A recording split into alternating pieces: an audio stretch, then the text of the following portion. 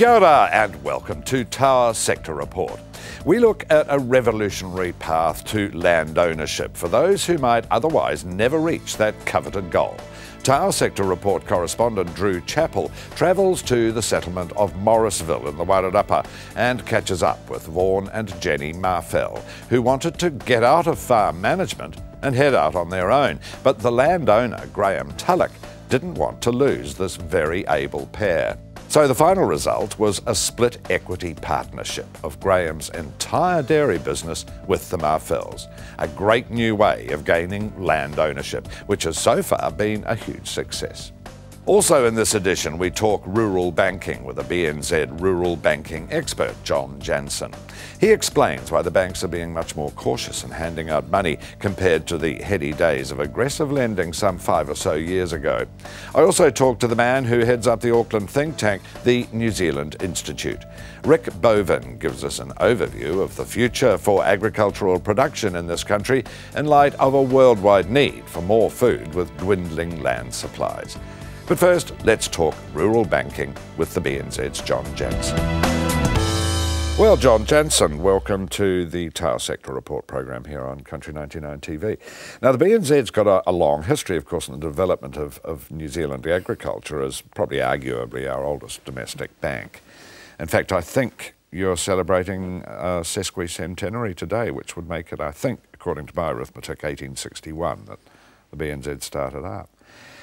How far back does that history as a banker for the backbone of the nation go in terms of your involvement with agriculture? I guess it's always been a good, strong relationship between you and farming. Yes, it is our 150th year anniversary this year, John. And we were lucky enough to celebrate that with the Infants Bank of the Year award this year. Oh, right. But in doing research for some of the stuff around that award and for the 150-year anniversary, we discovered farming clients that we'd been farming that or banking that family for 4 generations. For generations, yeah. But of course, money is money, and I guess people can break their bonds of loyalty and shift banks still. Of course, I mean, things have changed radically. The bank had to be bailed out for more than $1 billion taxpayer dollars in the late 80s. It's now owned by the National Australia Bank, the NAB. So there have been some radical changes in our long-established old BNZ. How has the Australian ownership affected your activities in the rural sector? Did they change once the Aussies moved in? Look, if you look at that sort of late 80s, early 90s period, that was really a turning point in the quality of banking services that were offered in New Zealand around the financial deregulation and the like. So, you know, all of a sudden farmers had access to a lot more better, more innovative products. And that happened to be driven largely out of the Australian banks. What's good about the National Australia Bank, which I can talk about with BNZ as our parent bank, you know, they're the number one bank to agriculture in Australia, and also with the banks down in Yorkshire Bank in the UK, Clydesdale, and up in America. All those banks have a strong agribusiness focus. So, you know, it's an organisation that understands agriculture and at the highest levels. What is the BNZ's market share in terms of rural banking here? So we're around 20%, John, sort of plus or minus.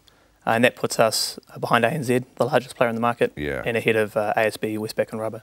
Can you give me a bit of a thumbnail sketch of the market for farms from a banker's point of view, I guess? You're the ones lending the money. What's the state of prices for land at the moment and turnover of farms? Look, we think prices have stabilised, and that's due to the fact that yields at the current price levels are actually reasonably good with product prices the way they are. If you look at sales volume, that's still reasonably low. Areas that stand out, perhaps with a few more sales than others, are probably Canterbury and Southland. They seem to have had a few more sales.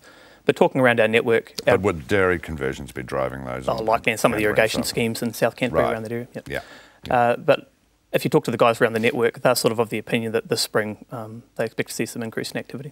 Oh, really? Yeah. And is that mainly in dairying, or what about sheep and beef? Oh, look, I think horticulture. Yeah, I mean, I think there's always farmers are getting older every year, and there's a natural cycle of farms that need to be sold. Yeah. And I think, you know, we've had a bit of a hiatus on that for a couple of years, and so there certainly will be a number of farms coming to the market, I'd suggest. Yeah. Now, there's been a bit of a noise from the countryside with claims that some farmers have been forced off their land after the banks loaned them huge amounts in the middle of the last decade. The general figure seems to be 2005, 2007. Then revalued the farms below the levels of their mortgages and called in their loans, putting farms into receivership. What's from where you sit, is that happening very much? Look, I think we need to be clear, it's a vast minority of cases that's happening in. And in a lot of cases it was really issues around timing and just bad luck in a lot of situations. If you look at that period, we had the big high payout, then a crash and commodity prices crash and the GFC in general. So you had a perfect storm almost of factors around, there'd been a big run up in people acquiring land, so a big run up in debt. Then you had a crash in product prices and also climatic conditions that were then ongoing in some parts of the country for 2 or 3 years after that, up until now. So you did have a number of clients that did struggle for viability. I can only really talk about the BNZ experience around how you deal with that, and we certainly focus on rehabilitation first. Just because a client has negative equity on paper doesn't necessarily mean just as paper gains can go, they can come back again as well. And that's why it's really important to have a cash flow positive business, and cash flow is king. It's an old saying, but it's probably true. Now, one banker has said farmers need to sharpen their financial management skills. What do you see about farmers' financial abilities? I mean, do we tend to still be a bit old school and perhaps not have quite the financial literacy we should on the land, or is there is it a generational thing? Do older farmers tend to not quite have those financial management skills, unlike maybe younger, better trained farmers? Look, I think it's often not the case that they don't have those skills. Just if you think about the environment that most of them have been used to over, say, the last 10 years, what's been the cost benefit for having a good grasp on your annual budget and yearly cash flow when the majority of your return has come from a capital gain? Yeah. Now, in the last 2 or 3 years, we've seen that it has been a requirement to have a far better grasp of your financial understanding. Yeah. And I think, in my career as a banker, we say, do people have the capability around this financial literacy piece? And I think it would be the very few occasions when pushed, a client couldn't come up with a pretty decent cash flow budget, marginal cost benefit analysis. And of course, the benefit of doing that, just completing those documents and having those available is half the benefit for the client, because it allows them to have a very strong understanding of the profitability drivers of their business and allows them to make quick decisions. Yeah, absolutely. Well, fascinating stuff and great to hear. I'm sure a lot of our farming audience will be very interested to hear things from a banker's point of view. So thanks very much for your time today, John. Thank you, John. Rural Banking Chief for the BNZ there, John Jansen. We'll be back in a moment with a report from Tower Sector Report correspondent Drew Chappell on a revolutionary new path to the often impossible goal of land ownership for those who want a life on the land but can't see how they'll ever finance it. The solution when we return.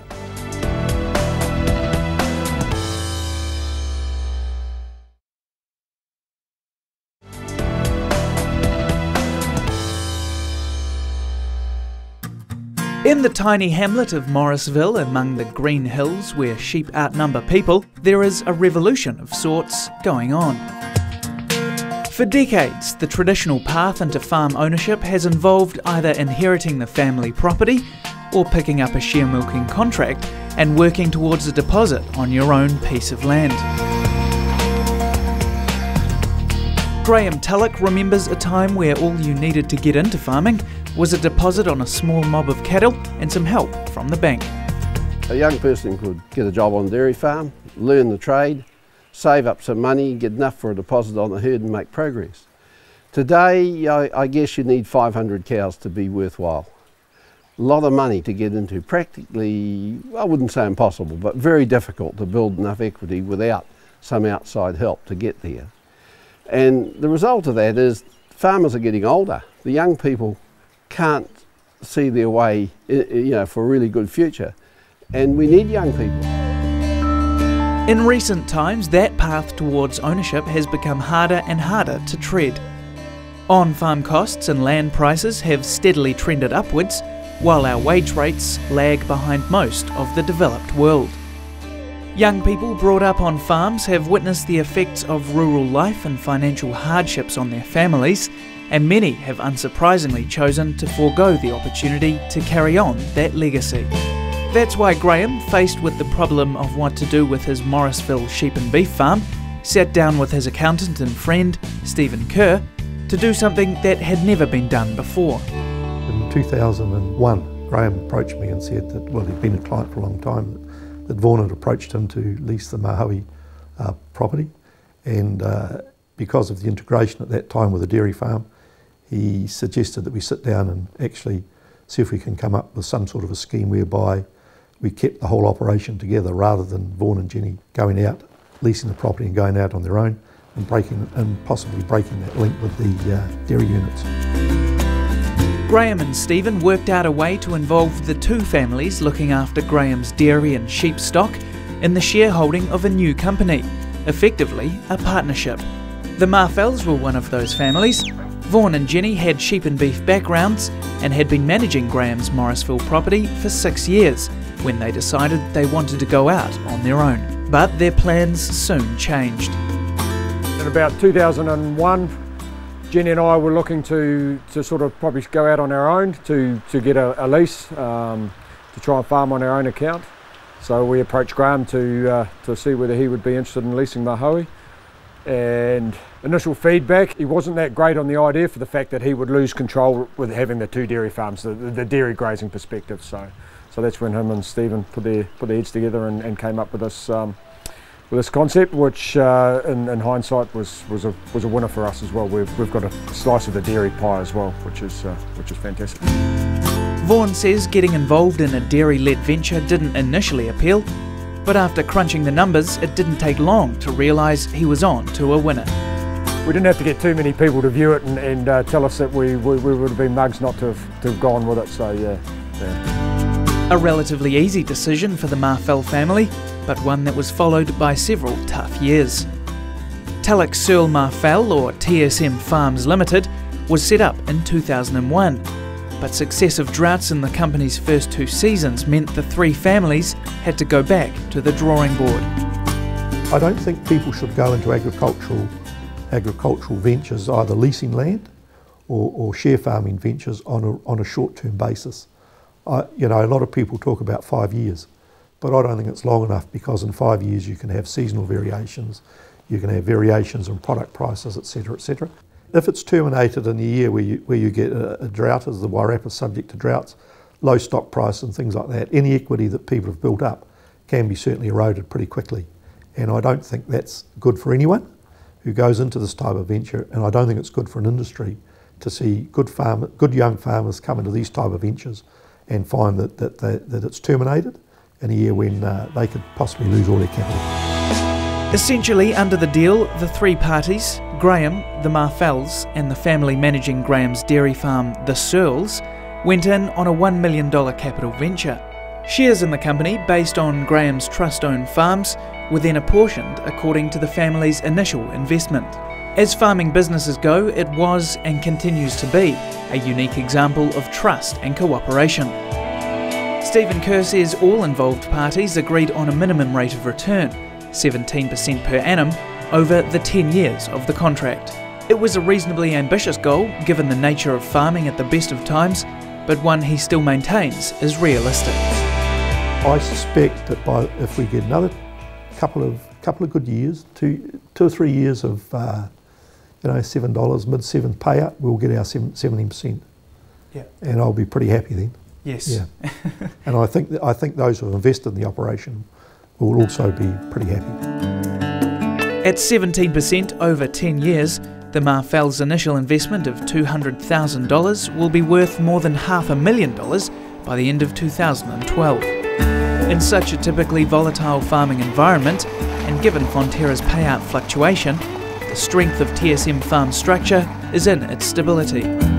That structure also depends on a strong bond of trust between the shareholders, something all parties agree doesn't typify many businesses.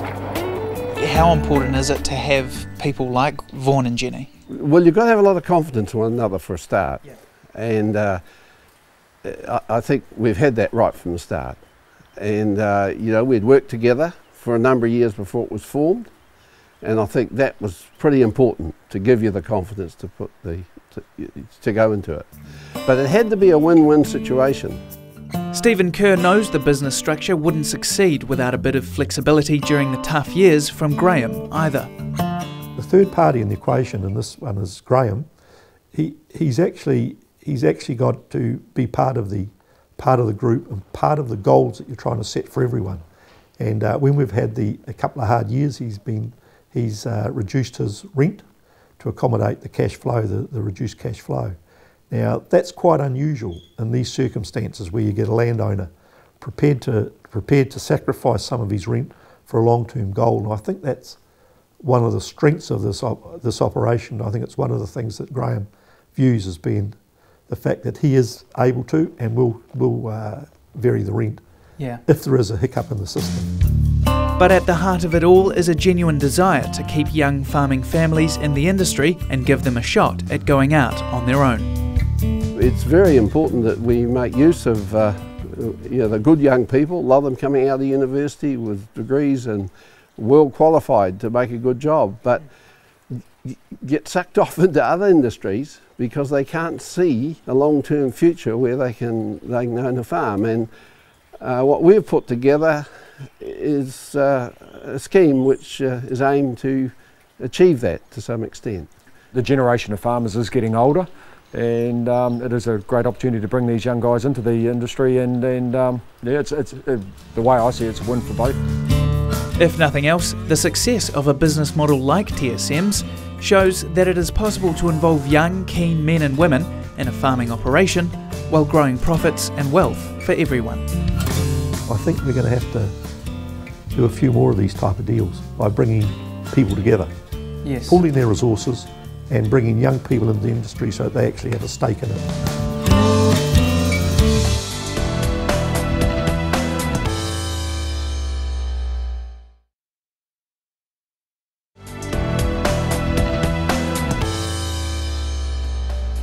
Welcome back. Next up, I talk to the director of an Auckland think tank, the New Zealand Institute.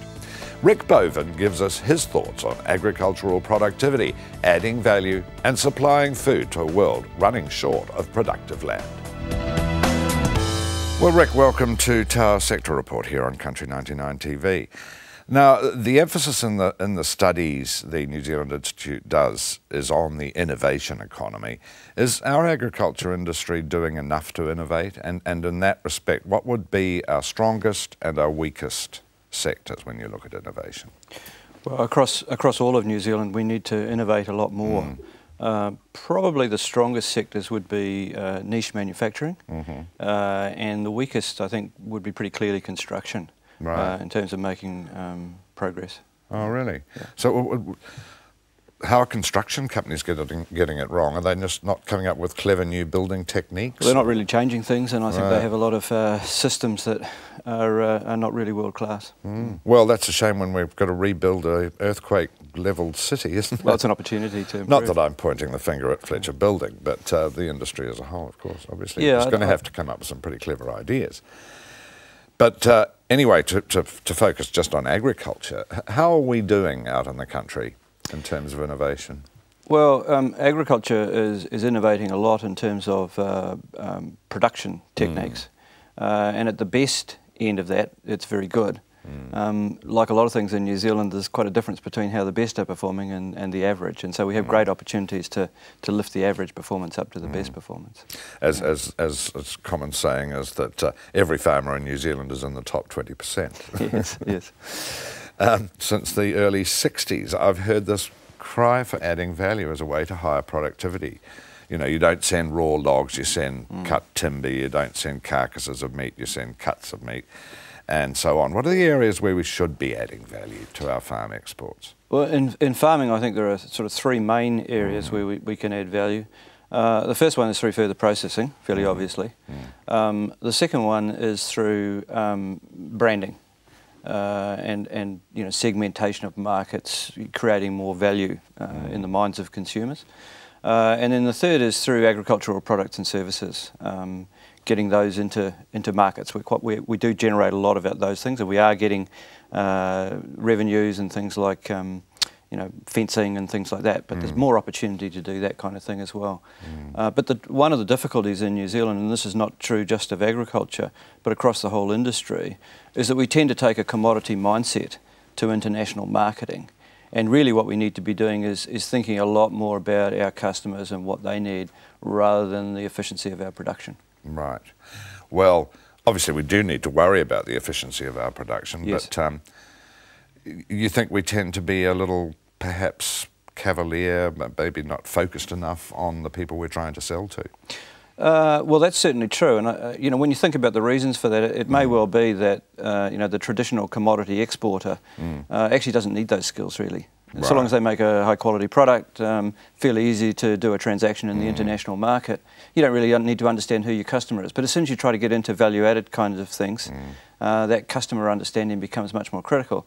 And you've really got to have the right organisations between the farmer or the production unit and the market in order to add that value. Would, say, the Icebreaker company, the way they use merino wool and promote it, would that be a good example of adding value? Yeah, absolutely, yeah. And if you have, if you get engaged in discussions with them and you think about the way they think about retailing and the way they think about customers, it's pretty clear that they are thinking from the customer back into the production. Yeah. And so a number of the innovations that are taking place on the farm behind Icebreaker and other companies that are doing the same thing are really driven by understanding of customers. Yeah. And of course traceability has got a lot to do with the success of the Icebreaker brand too, hasn't it? It does, and it's becoming increasingly important because around the world people are becoming more concerned about food quality and therefore where the foods come from, and traceability will become an increasingly important aspect. And of course, when we're talking traceability, we're talking about going to, let's say, an Icebreaker website or Silver Fern Farms website, entering a code, which will then take you to where the farm, where the wool or the meat came from. Yeah, it'll differ. The way it'll be implemented will differ according to industry and segment and customer need. But that's the kind of thing. Just taking a sort of rather broad brush, looking over the horizon kind of view of agriculture, Rick. I mean, it'll always be an essential part of our economy, and I know you'd agree with that. But why do we need agriculture to the degree we do? Is it because with a small population we have the enormous luxury of being able to produce food for a food-hungry world at good prices? Well, that's true, and we expect the prices have increased, and we expect them to continue to increase. But when you look at it from the point of view of the New Zealand economy, I think the most important aspect is that it gives us foreign exchange, a lot of foreign exchange contribution. And so when you look at what happened when the UK went into the European Union, the agricultural subsidies were kept on because we needed to export in order to be able to import, and that remains fairly fundamental for New Zealand. Right. But certainly the third thing really, besides the foreign exchange and the opportunity to earn higher prices, is the ability to provide a feedstock for food businesses. And food businesses represent substantial export. And the good thing about food businesses is that in many ways they're anchored here. Yeah. A lot of businesses, you create a niche manufacturing business, you may end up finding it sold offshore. That's probably still a good thing because you get the return from it. But the advantage of food businesses is that agriculture anchors them here. Yeah, absolutely. And we should be aiming to keep them here. Yes, to the extent that we can. Yeah. Although you've got your Fonterras with very sophisticated products coming out of very sophisticated manufacturing processes all around the world, haven't you, with nutraceuticals and all the rest of it. Do you think the commodities boom that we're in the middle of, it would seem, will keep on going into the foreseeable future? Well, the forces of growth of population, growth of incomes, and emerging scarcities are going to continue for the foreseeable future, unless something substantial changes, a pandemic or war or something like that. But I don't think it'll be continuous. Don't you? No, I think the problem with booms is that the booms create busts. Right, exactly. For one thing, and so if energy prices, for example, were to rise substantially, that would be quite a hit to the economy. That's one side of it. The other side of it is with food.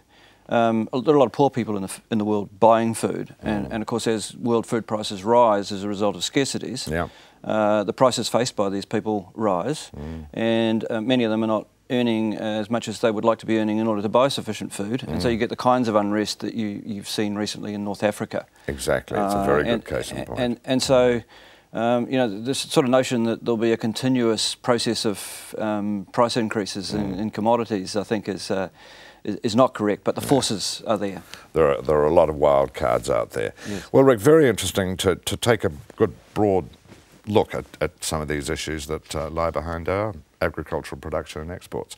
So thanks very much for your time today. Thank you, John. Thank you for having me. That was Rick Boven of think tank The New Zealand Institute.